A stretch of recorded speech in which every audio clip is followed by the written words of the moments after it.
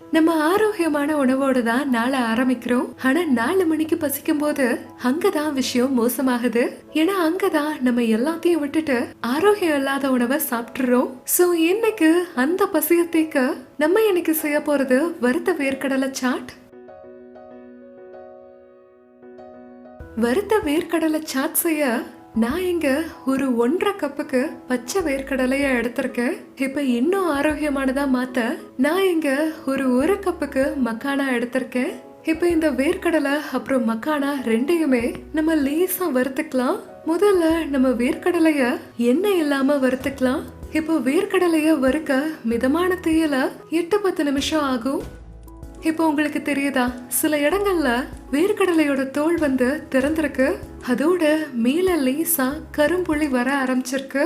இதுக்கு அர்த்தம் வேர்க்கடலை இப்ப வறுத்தாச்சு. ஒரு தட்டுக்கு மாத்திக்கிறேன். இதை இப்ப ஆற விட்டுறலாம். அதுக்கப்புறமா நம்ம தோலை எடுத்துக்கலாம். இப்போ நம்ம இந்த மக்கானாவை வறுத்துக்கலாம். மக்கானாவை வறுக்கிறது ரொம்பவே முக்கியமான ஒண்ணு.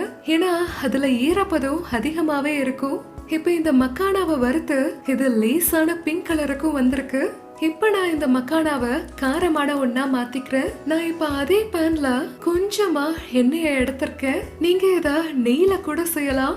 கொஞ்சமா மஞ்சத்தூள், மல்லித்தூள் அப்புறம் மிளகாய் தூளை சேர்த்துக்கிறேன். அடுத்ததா இந்த மக்கானாவை சேர்த்துக்கலாம். நான் இப்ப கொஞ்சம் உப்பு சேர்த்துக்கிறேன். இப்ப இந்த மசாலா மக்கானாவை நான் ஒரு பவுலுக்கு மாத்திக்கிறேன்.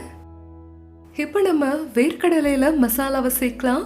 நான் கொஞ்சமா எண்ணெயை எடுத்திருக்கேன். இப்ப இந்த எண்ணெயில சேர்க்கறதுக்கு இந்த மஞ்சத்தூள், மல்லித்தூள், மிளகாய் தூளை எடுத்திருக்கேன்.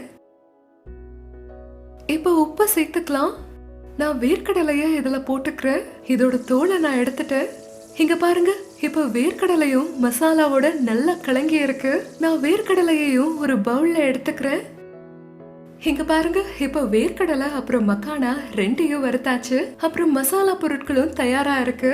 இங்க நீங்க மார்க்கெட்ல கிடைக்கும்ல ரெடிமேட் மசாலா வேர்க்கடலை, அதை கூட பயன்படுத்திக்கலாம். ஆனா அது நிறைய வறுக்கப்பட்டதுனால நான் அதை எடுத்துக்கல. இப்ப நம்ம சாட்டை செய்ய ஆரம்பிக்கலாம். இங்க என்கிட்ட கொஞ்சம் காய்கறிகள் இருக்கு. அதோட நான் மாதுளையும் எடுத்திருக்கேன். இங்க நான் நறுக்கின கேரட், வெங்காயம், தக்காளி அப்புறம் வெள்ளரிக்காயும் எடுத்திருக்கேன்.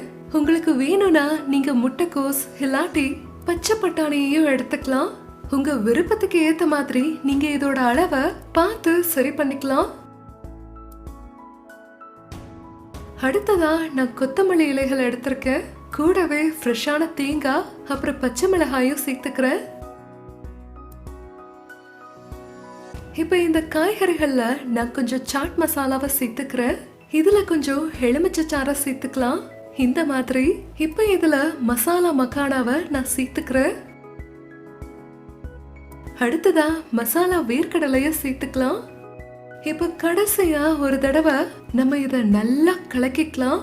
இப்ப இங்க தயாராயிருச்சு சுவையான வேர்க்கடலை சாட். நான் இத சீக்கிரமா பரிமாறிக்கிறேன்.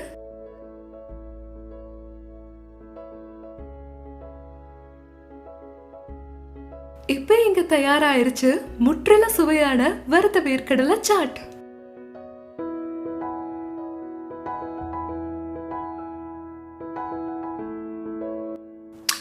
ரொம்ப நல்லா இருக்கு.